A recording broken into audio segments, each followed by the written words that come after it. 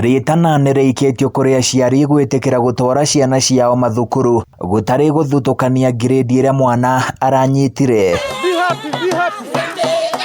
Vice Chancellor wa Zitek University Professor Njenga Munene augĩte kũrĩ na kothi nyingĩ nginyagia cia moko kũrĩ arĩa matanahĩtũka wega iria ingĩmateithia gwaka muturire wao, na oho igakorwo nĩ iheaga mũndũ mweke wa kwĩyandĩka we mwene. Ciana iria itigĩte thukuru nĩ ũndũ wa maũndũ ta boda ici discourage gũtiga thukuru tondũ ngĩinio nĩ ya thikũ nini mũno. Ciana mwana wa mĩaka 14, 15, 16, 19 kwa kũrĩkia thukuru nĩ mũtino mũnene mũno, nĩ hathara nene kũrĩ bũrũri.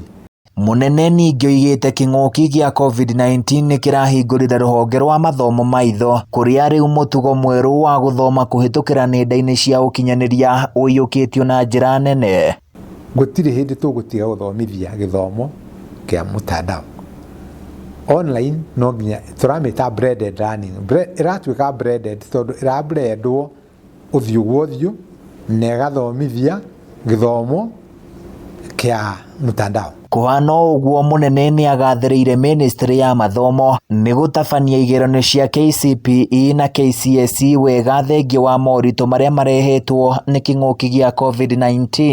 Nĩ atĩ wĩra wa igerio nĩ wĩra ũkoragwo wĩ mũritũ mũno, koguo TSC na ministry nĩ marutĩte wĩra mũnene nĩgetha igerio ciĩkwo in time, iririzwo in time, na nĩgetha ciana ithiĩ to the next stage. Handũ-inĩ ya Kameme TV, niĩ njĩtagwo Francis Mwangi wa wĩra.